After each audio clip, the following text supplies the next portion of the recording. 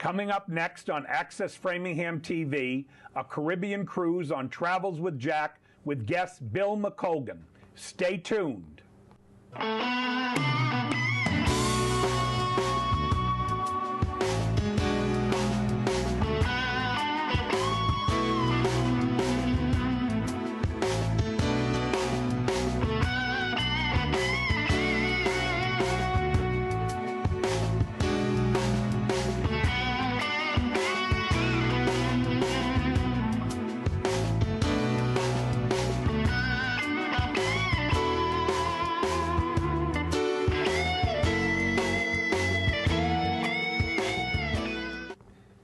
Hello, welcome to Travels with Jack. I'm your host, Jack Barron. We'd like you to be a guest on our show and share with us a recent trip, a vacation, a cruise, maybe a day trip right here in New England. You can talk about the transportation, the flight, the hotels, the shopping, the good food you enjoyed, the people that you met, anything you'd like to share with your friends and our viewing audience.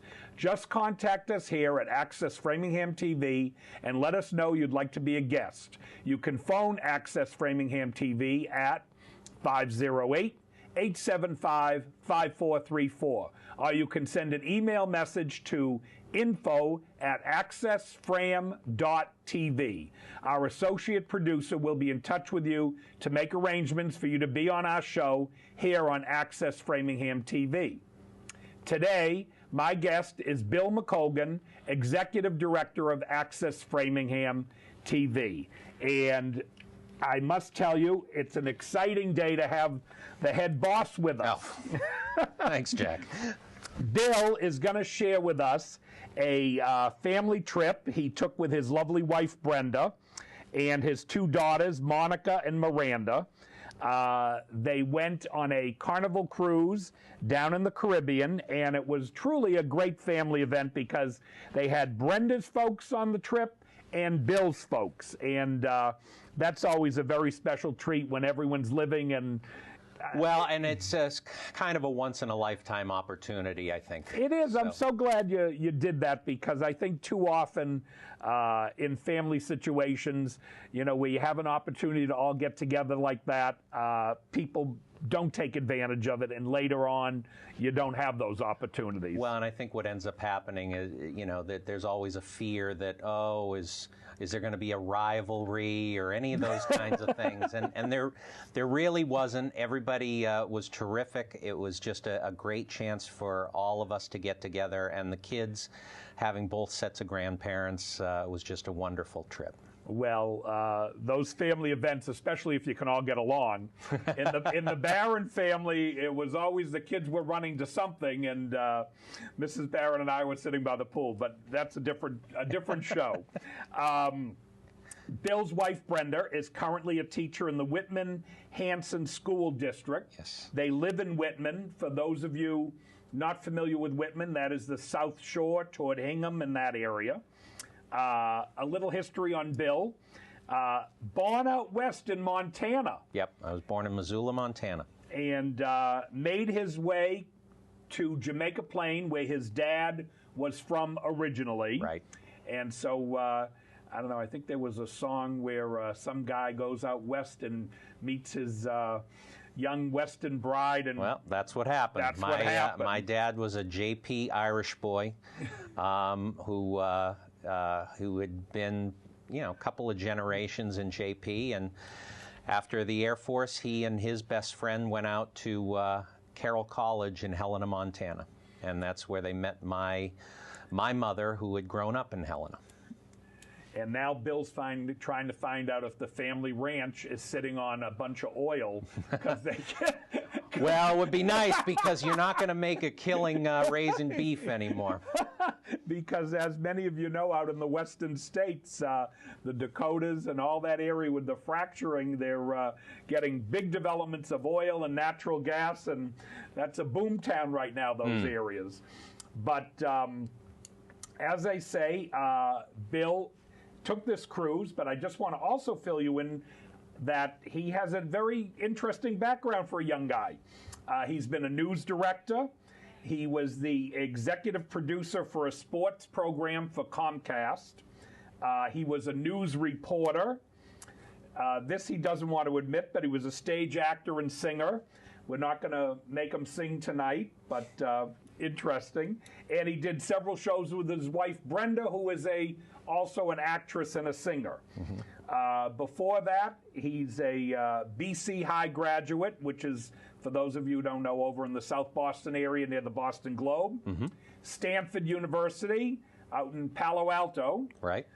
Very nice school. Silicon Valley. They call it the Harvard of the West, but I don't know if that's a fair comment. Or the Stanford of the East. It depends on your perspective. I knew he'd have a line for that.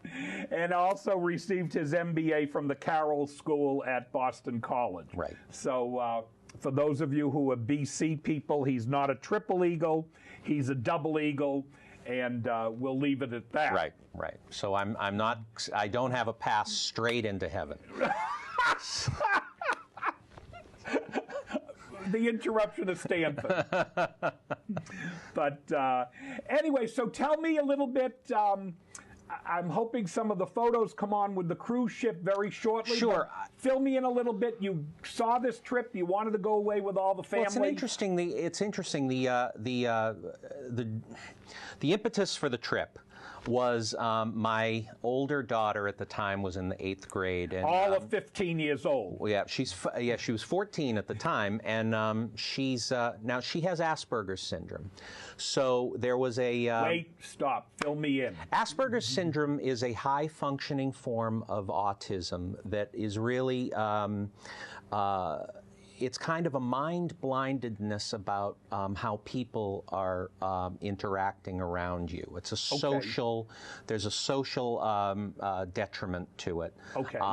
And at the time, through her growing up, there's been some sensory sensitivity issues. Okay. A lot of noise or a stressful environment is difficult for her. It's one of also the reasons that she went to Norfolk Aggie, where she is now, because she likes animals. Animals are not. No, I got news for you. That has to do. She's going back to Montana. Yeah. Well, she had been considering going on an 8th grade class field trip, and we really felt like that was going to be too difficult for her to go to New York and spend these long days. So we decided to do something special and take her on a cruise, and she'd always wanted to swim with dolphins, and we'll talk about that a little later. Then we sort of got together and said, my folks live down in Florida. Brenda's folks live in Abington, right next door to us. So we could make a trip and have everybody sort of come together. We picked out what we considered to be a family-friendly vacation. Decided we wanted it to be a cruise. We wanted to get to a couple of locations, but the real key was to get the swimming with dolphins in. That's the one Monica. thing you promised. That was the one thing, and we built everything else around that. So we actually ended up finding a great deal on a Carnival cruise, because the Carnival cruise lines, or the ships that we looked at, in particular, were very family friendly. And I don't know if we have any shots of that, but I can sort of walk you through the ship. It was called the Carnival Inspiration. We decided to set sail out of Tampa, and it was just a 5-day cruise. Ask you, so I'm waiting for Bill to put a few of the photos up for us, but did you fly direct from Boston to Tampa? We flew right down to Tampa, and one of the neat Southwest? things. I know Southwest. Actually, we took JetBlue. Okay. Again, we went. We found a way to do this fairly inexpensively. Okay, good. We were considering a Disney cruise, but we really thought that the Carnival Cruise Line had a lot of the kinds of things that we wanted in terms of onboard amenities for the kids, as well as for a range of people, because, we were our trip was age 11 to 75. Yep. So our party. So we really wanted to make sure that we had a nice cross section of things to do. One of the cool and that's my folks. That's my dad and my mom. They actually have a place down in Florida now. So they met us on board. That's one of the real action areas on board the ship. There's several nice little bars and restaurants up and down the. How many people was this particular ship accommodating? Do you remember? I believe it was about 1,800 people. Okay, so it was not one of the mega. It was good size, but not mega. Okay. Up there, you can see we had a miniature golf course up on the top. Now, I'm assuming that's your younger daughter. That is my 11-year-old Miranda. Okay. So Miranda's more of a miniature golfer. Behind Miranda is her other grandfather. Okay. Obviously, in his usual mode of making fun of her and annoying her. So now on the stern of the boat, they had actually a water park.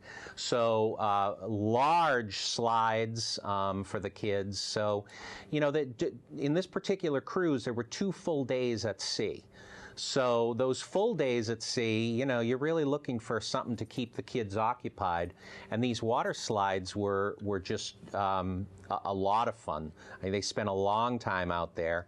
I nearly drowned myself going down them a couple of times. Oh, come on, Bill. If you can see on the left-hand side, there's actually there's the big tubed water slide. Unfortunately, I didn't get a really good shot of it.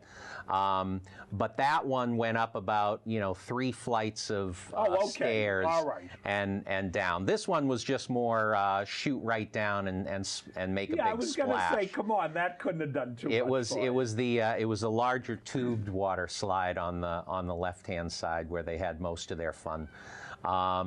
In addition, there was the typical pool and hot tub, but those we found were usually filled with singles trying to talk to each other, so it wasn't necessarily the best place for my 11-year-old.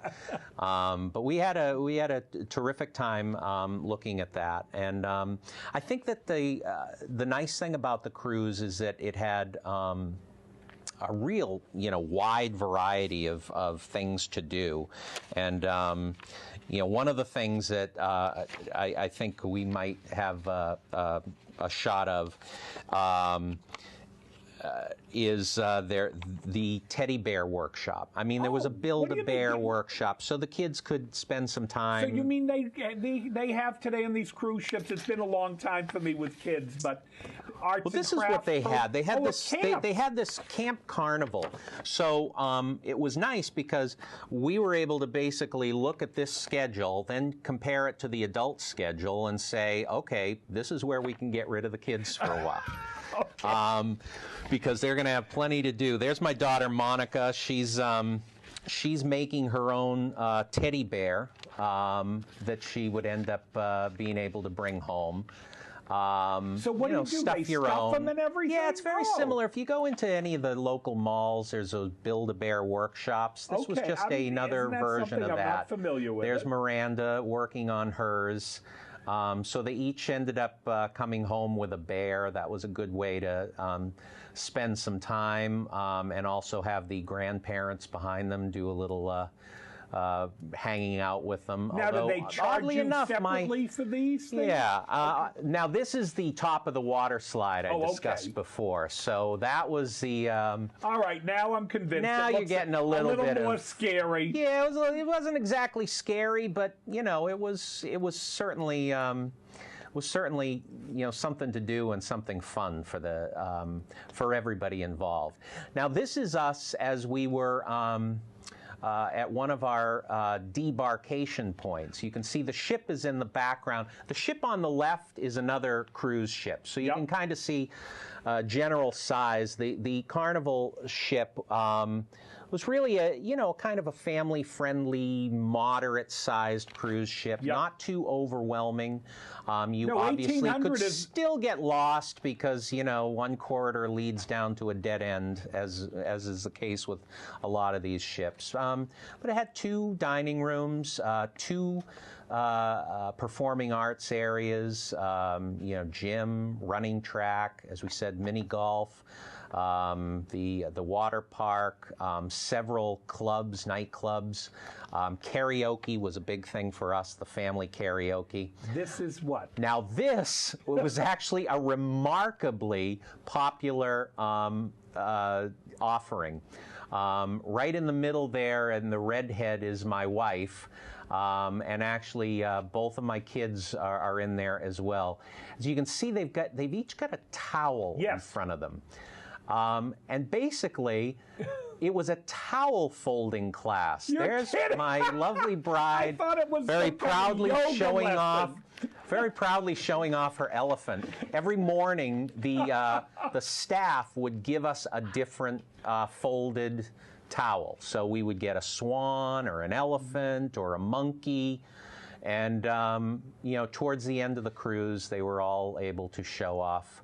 And there's Miranda with her very cool towel elephant. Oh, so we're so proud. Isn't that great? Oddly enough, the towel is no longer in the form of an elephant. We weren't able to shellac it that way. So, but and this is at our dining room. It was the Mardi Gras dining room. You can see that is the whole party. My dad and mom are on the far right of the picture, and Brenda's dad and mom are seated at the left-hand side of the picture.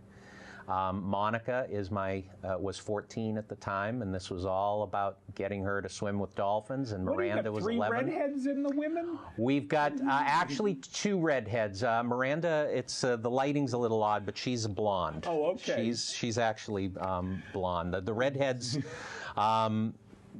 Monica's got a shock of red hair, so she's actually hard to lose. So the nice thing is she has this beacon that we can always find her no matter where we go. I like that. So you're on the ship, and no matter, you could be up on the top there, ready to there go down. You go. And you'd see as long as you get a high enough position, you can look down and spot her somewhere. I like that. So, so that was the cruise part was really a lot of fun. We had some great it's as with many cruises, Jack, and I know you've taken a number of cruises. You get to know the staff. Yep. Your waiters and table staff become your family. A very important part of your experience. So we had staff and waiters that would sing to us or put on little shows during the dinner. Those 2 were our key waiters. The gentleman on the left was Croatian. Okay. And he was the head server, and the young lady on the right was Filipino, and she was the assistant server. And they probably, the singing was fun. They shouldn't quit their day jobs, but it was really a great part of the experience, and we got to know them. The dinners were fabulous, and great selection of wine. We really enjoyed it, and we've done a lot of different cruise lines. Sometime I'll tell you about a Greek cruise line that I went on in the Mediterranean, which was not a great cruise line without the kids. Without the kids, but this one was a nice, relatively affordable cruise line with a lot of great amenities, a good cross section of things for people to do. As we said, family karaoke for us was a huge event every night. Because my whole family sings, so that was a lot of fun. The kids looked forward to that. They had their own camp and activities that they could do, treasure hunts, scavenger hunts, all kinds of things, while we would hopefully get a little bit of a chance to enjoy tropical drinks at the bar. You're allowed on TV to mention that. Yeah, exactly. Just not allowed to have one here.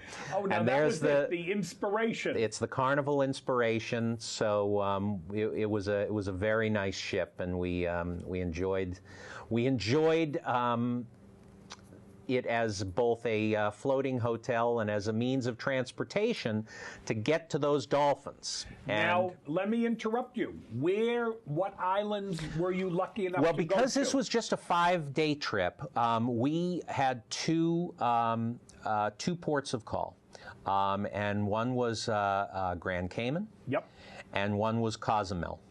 And as with any cruise line, there was a wide variety of potential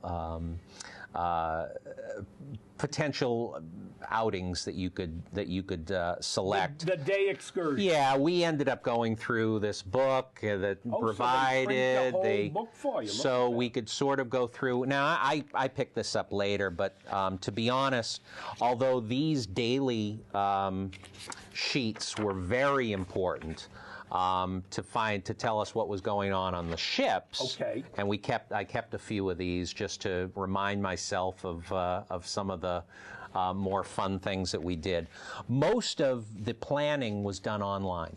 Carnival has a very robust website, so we were able to go in, pick out our excursions. Everything was laid out for us well in advance. That's great.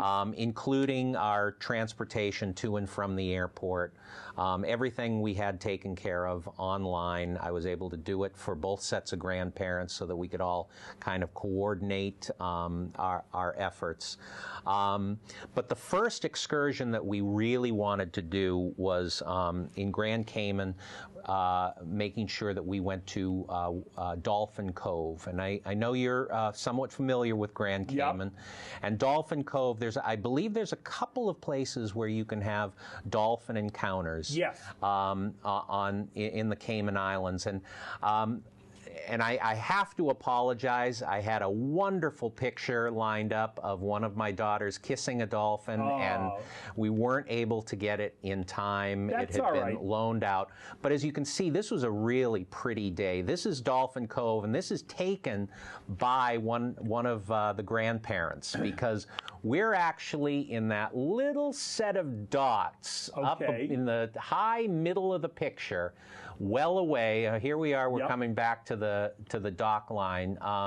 But this was Dolphin Cove, where you're able to ride on the belly of a dolphin, play with the dolphin, watch the dolphins do. The water is always 85 gorgeous. Degrees, beautiful. Absolutely beautiful. Now, the nice thing about this place, in terms of its offerings, was that you could have a range of encounters. Now, you could have just a dolphin encounter where you would go into shallow water and just have the dolphin come up to you. So if you're not a swimmer, there's still an ability to take part.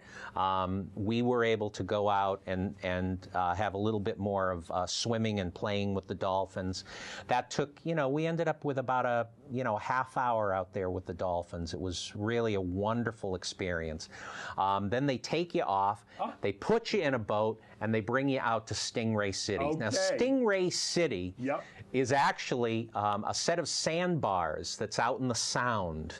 And it is absolutely full of these giant rays. I mean, you can see that they're just swimming. On the right is my wife and my older daughter. I see the red playing with the stingrays. They would hand you out little pieces of squid. Well, it's calamari. We'll call it calamari. All right. But you have these little pieces of calamari, and the stingrays will come right up to you and eat it right out of your hand. Just incredible creatures. You can go down, duck down below with your goggles and take a look. Now, Miranda, you can see I'm holding, was not a big fan of the stingrays. Oh, really? No, she got a little bit scared of them. Well, they're a little bit like vacuum cleaners. Well, they're like vacuum cleaners that look like demons from Hades. Okay. And they're a little bit rough, although the bottom are very smooth. On the top, they can be a little bit rough. So those tails, which are a little spiny, would kind of freak her out when they brushed up against her. But she bravely held on. We had a great time out there. Stingray City, highly recommend It's anyone a very who popular goes down to the Cayman Yep. Islands, because it's really, I don't think those pictures did justice to just how many of those creatures are just Yep. swimming around you, very gentle. They have become so accustomed to this. It goes on 7 days a week. Mm-hmm. And you must have seen, what, 25, 30 boats out there when you Oh, yeah. And they know this is where they're going to get food. Yep. And it's become a habitual thing.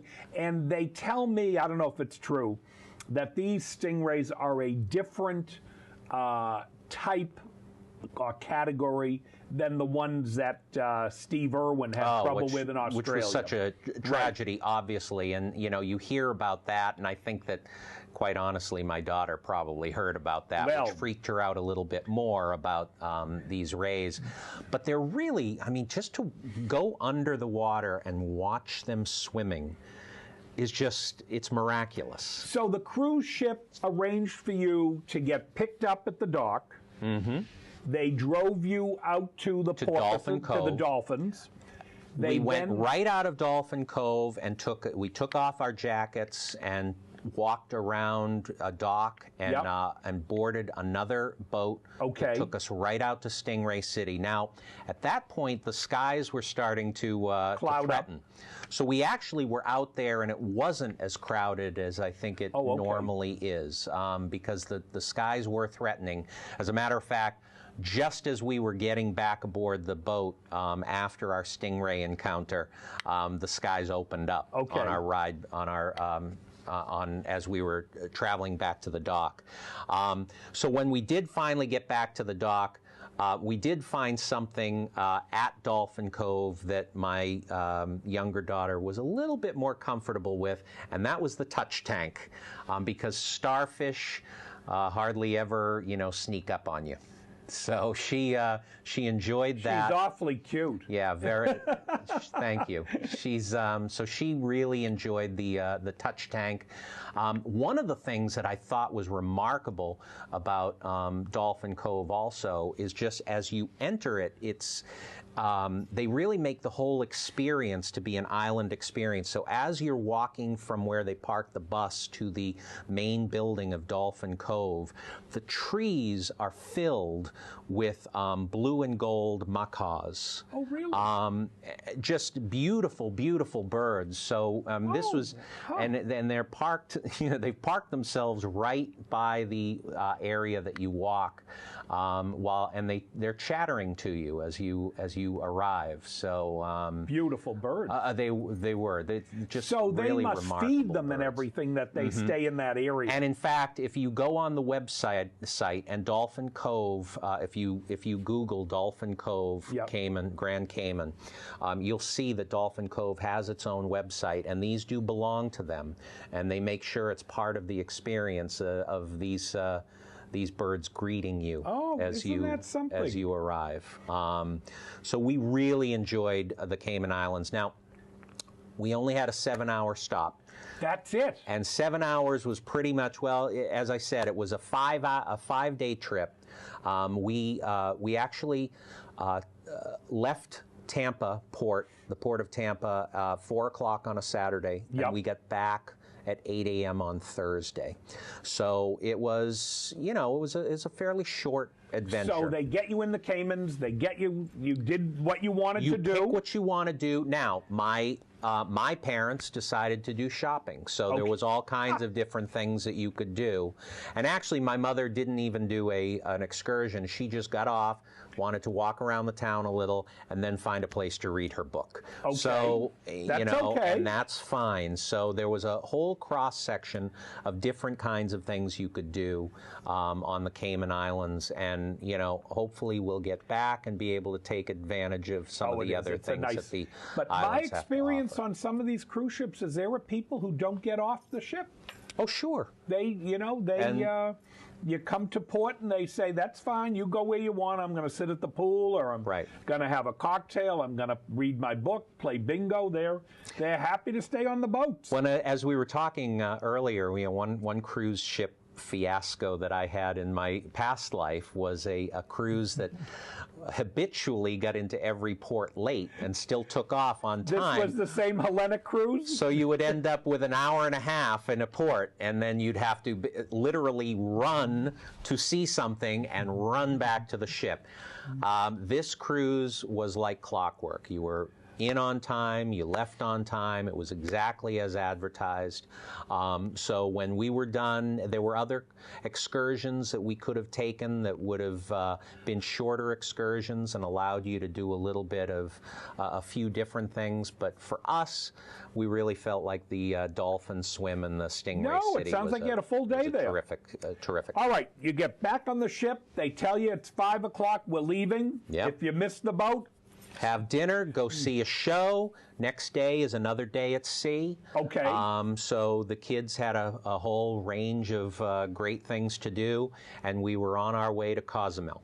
Okay. And in Cozumel, you look get at that. off. Wait, I got to compliment them. They timed the photos Absolutely perfectly for you. Now this is about you get off at Cozumel and you take a ferry to the mainland. The ferry takes about 45 minutes, and you land at Playa del Carmen. The ship does not land you at Cozumel. Oh, it does land you. I'm sorry. It lands you at the island. Okay. Cozumel, but Cozumel is not on the mainland. Oh. So you went immediately. For us, we decided not to do an excursion on Cozumel itself. Okay. We decided, we're going to be down in the Yucatan Peninsula. Okay. It's time, maybe we'll get a chance to go see some Mayan ruins. Okay. There's a couple of great Mayan ruins down in that section, or actually a few that you can go to. If you sail into Cozumel, probably your options are going to be either Coba, which was one of the largest Mayan cities of the dynasty, yep. Of the civilization. It's well inland, and it is one that is probably a 90-minute drive from Playa del Carmen. Okay. You get off at Cozumel, you take a ferry over to Playa del Carmen. You can go 90 minutes inland, yep. or you can go an hour south to the Mayan ruins of Tulum. And this is where we have some great pictures. Tulum, literally in the Mayan language, is wall. Okay. And it was the walled city of Tulum. And these Mayan ruins, the structure that you saw before was actually the Great Palace. I have to also interrupt known, you for 1 second. To our viewers, note the Boston Red Sox hats, yes, even in Mexico. Absolutely, okay. we're everywhere. I'll allow you to talk again. We can't be stopped. So when you walk in, you go in and you get a guide. We had a guide from a firm called Sun and Fun. So it was a guided tour down on the bus, dropped us off there. There's actually a small fee, probably, it's 45 pesos, probably a little less than $5, to take a video camera in there. Oh, okay. So that's one thing you should be aware of if you go down, that they're not just coming up with this, but part of the Historical and Archaeological Society of Mexico, they do ask that you pay an additional fee if you plan on taking video pictures down there. The picture that you saw was us standing in front of two of the more remarkable buildings in the Mayan city of Tulum. Right over our heads is El Castillo, and that was built in different levels. It's the highest point in Tulum, which is a city, it's a walled city on 3 sides, and on the eastern side, it overlooks a cliff out into the Caribbean Ocean. So it was a fortress city and yet also a major center of trade for the Mayan civilization, really dating from around the 1200s, and the height of it up until about 1500. By the end of the 16th century, it was deserted. after the conquistadors had come and the Mayan civilization started to obviously lose influence and to die off, in many cases literally due to some of the disease. On the left-hand side there, you can see another good shot of the Great Palace, and also known as the House of the Great Lord. There's many columns in these. This was a living area, and they really think that most of the people who lived within the walled city of Tulum were the upper classes. Okay. That the peasants would have lived outside the walls. Now, the walls themselves were not huge walls. They were about 15 feet high, about 7 feet thick. This section here, you can see right in front, let me get my bearings here. In the back, or in the front, you can see the House of the Columns. That's another one of the palaces. On the left, you can see that really crooked little building is the Temple of the Descending God. And it's so named because there are many reliefs in the stone set around here of a god who is always pictured upside down, feet in the air. And they call that either the diving god or the descending god. This temple is the temple of frescoes, yet in the middle, you can just barely make out there's a head about midway down that little square, and his feet are above him. That's another representation of the descending god. Now, the really cool thing about the Temple of the Frescoes, you're not allowed inside, but inside there's they call it such because there are still ancient frescoes in there, mostly depicting the rain god and the fertility god. It was a very religious society. The temples that are most notable there, is the Temple of the Frescoes that you just saw, and the crooked little Temple of the Descending God, which is actually positioned. I don't know if we can bring up that picture again, but what's kind of neat about it is the east and west doors on that temple, which is right next to Il Castillo. I'm sorry, it was the previous one.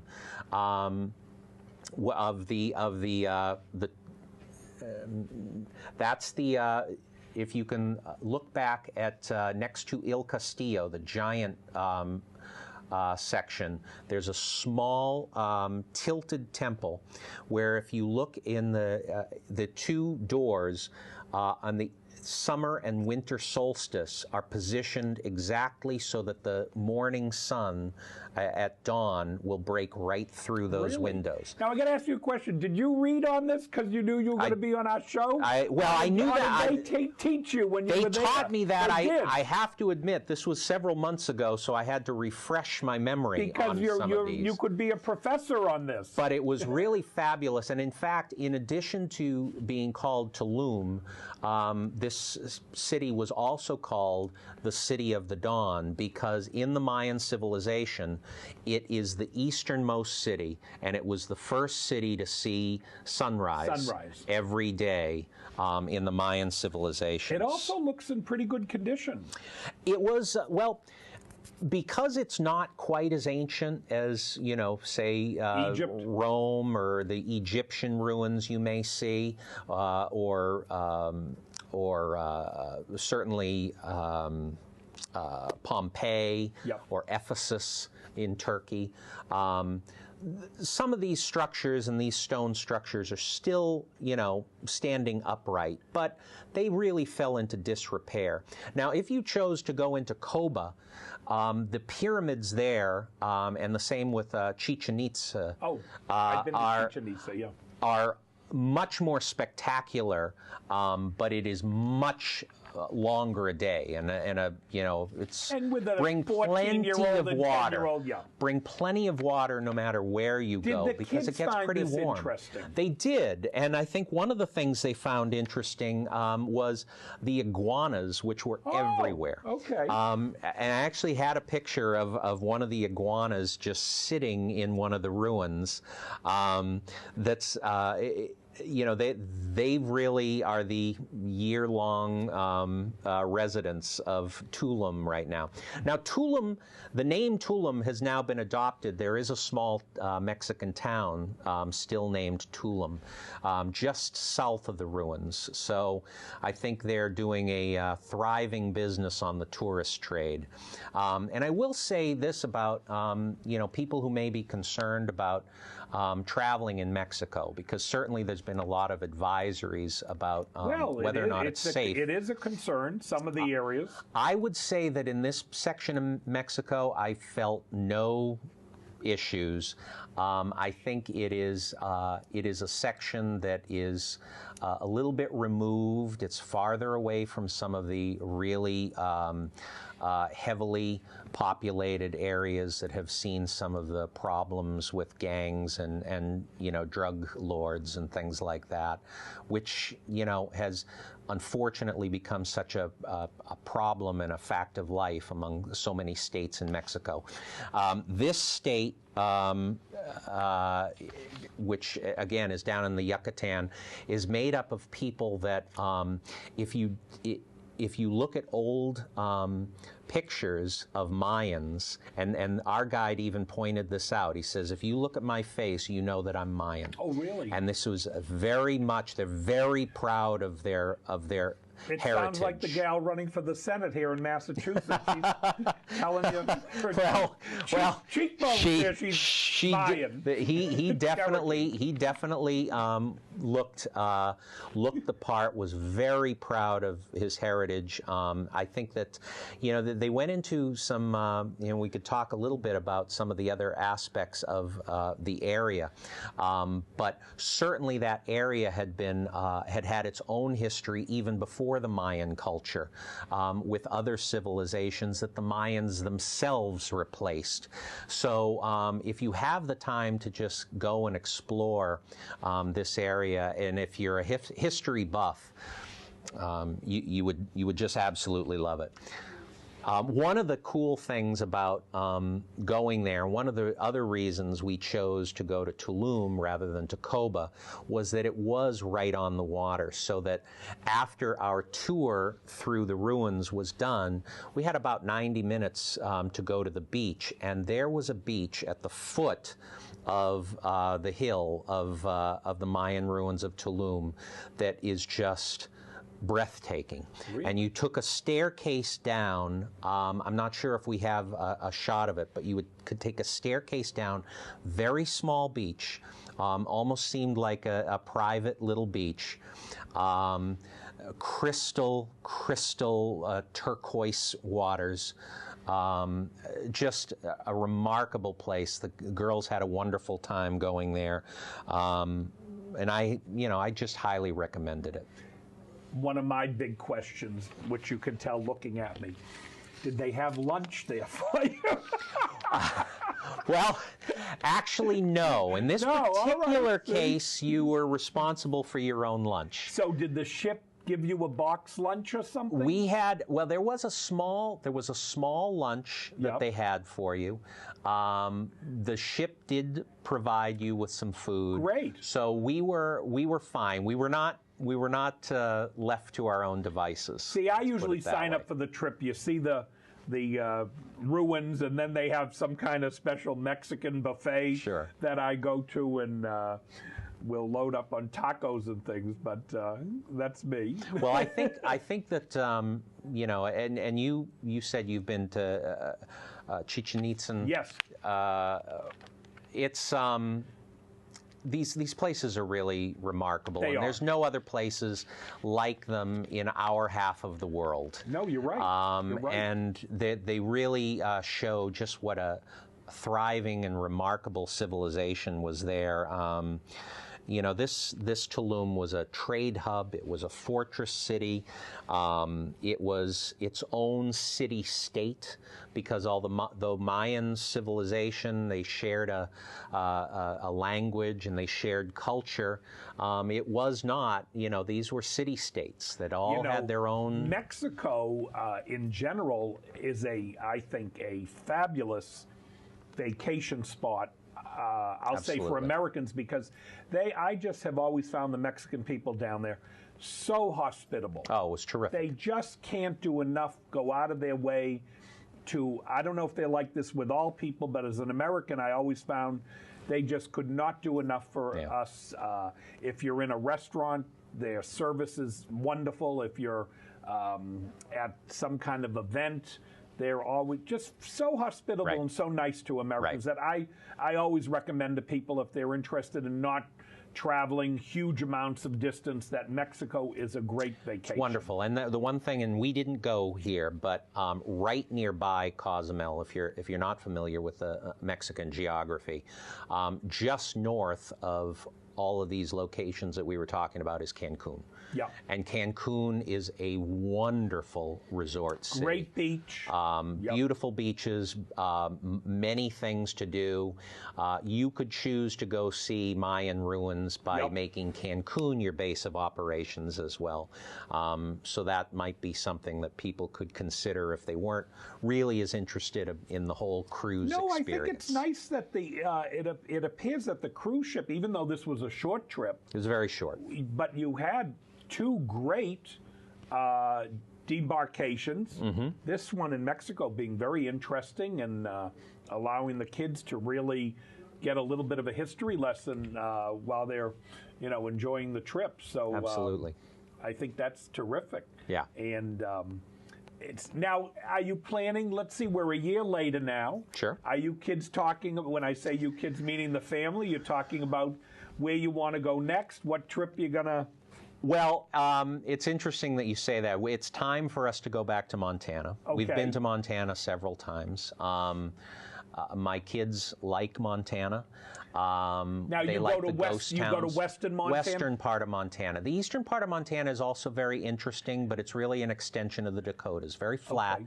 Eastern part of Montana is notable for history buffs. That's where Custer's Battle of the Little Bighorn was. Oh, okay. I shouldn't call it Custer's Battle. I should probably call it Crazy Horse's Battle, because in most cases history is written by the winners. In this case, maybe not this one particular battle, but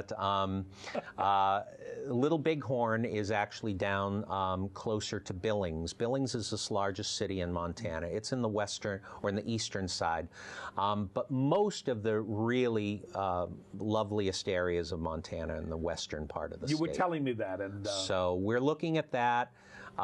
We, on a fairly regular basis, try to connect with some of my old Stanford friends who are spread out around the country. So we have a trip coming up to Colorado where we're all going to be getting together. I think. So you still seem like you're a little bit tied to the West, even though you're here in the Commonwealth. A little bit. Don't be embarrassed. Just once in a while. Just once in a while. I mean, we end up going down to Florida on occasion because my parents are down there, and there's obviously all kinds of things for the kids to do if you fly down into Orlando. My daughter. Let me interrupt you for a second. Oh, sure. This is more Tulum also. Yes. Now this is another shot of the House of Columns, or actually, I'm sorry, the House of the Great Lord, which is one of the grand palaces in Tulum. So you can see that this particular section was really where the more well-to-do, where the people of some significance and power would be living. Again, it's in wonderful condition. I just loved walking around Tulum. See, I got to tell you the truth. I think for Mexico, where you figure now, folks, you got to think about Egypt. The Cairo area is extremely dry. You might get 5 or 6 days a year of rain. Cairo depends very much on the Nile River for all their irrigation, and Mexico gets a lot of rain, hurricanes, right? Probably some earthquakes. Yeah, there's a lot of greenery. So the fact that this stuff is in as good a condition as I think it appears, I think is quite impressive. Well, and in reality, and you know this from some of the larger Mayan cities, are actually in jungles. Now here's another shot of a section of one of the larger houses in Tulum. Now, are they telling you this was where an individual person lived, or a family? Yes, and it might be a very well-to-do family, with their own servants, etc. As I said, you know, this was. They found blocks of stone in there dating back to the 6th century, although they do not believe that that is actually when Tulum was settled, that stone may have come from another city nearby. As I said, the real peak years of Tulum as a power in the Mayan world was from about the year 1200 through the mid-1400s. If I'm correct with my history a little bit, I think the Mayans were considered a fairly fierce, tough absolutely, group who scared and overruled many of the other tribes. Certainly, and the Mayans, you know, in many cases in that time of, you know, of civilization, and really in any time, you know, the civilizations are often, the largest ones are built by those who are the most fearsome. Yes. The Mayans had, now, if you can see right in the middle, down the bottom of the shot, there is one of the wonderful residents of the Tulum. iguana. There's an iguana just sitting there. He blends right into the rock. He's actually living in one of the grand palaces. Okay. So that was a wonderful part of the experience. Although the guide will tell you he had to warn off some of the children, not my children, of course, who are extremely well behaved. Of course. Not to go I don't up, doubt that for a minute. But not to go and try to play with the iguanas. The iguanas are not to be handled and played with, and they do defend themselves. So those I love it when you said that. It's always when I talk to the parents, you know, they always say, "Oh, not my kids." Not my kids. Not my of course. kids. My kids were perfect. Perfect. And I think that we may have one more shot of Monica and Miranda. And now, is that the beach you spoke about? That's a little bit. That's a little section of the beach, but the that next shot will really show you the point where you could climb down and take advantage of the swimming. My daughters are just in the bottom of that shot. What able a great to picture! Go in and you know, spend a nice hour swimming in the surf. Look at down that there. Beautiful water. Was gorgeous. Yes.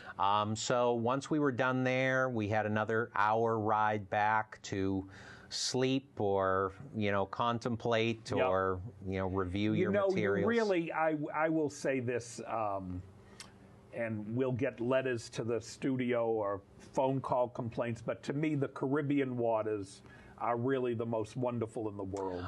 They're spectacular. Clean water, beautiful, clear, the temperatures are great.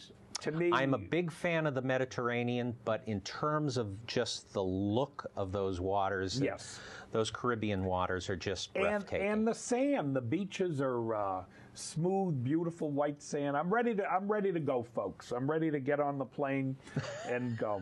Well, I'm going to tell you, Bill, I just want to thank you so much for spending time with us today. It was a pleasure. Well, thanks, I hope Jack. you'll share your next trip with us.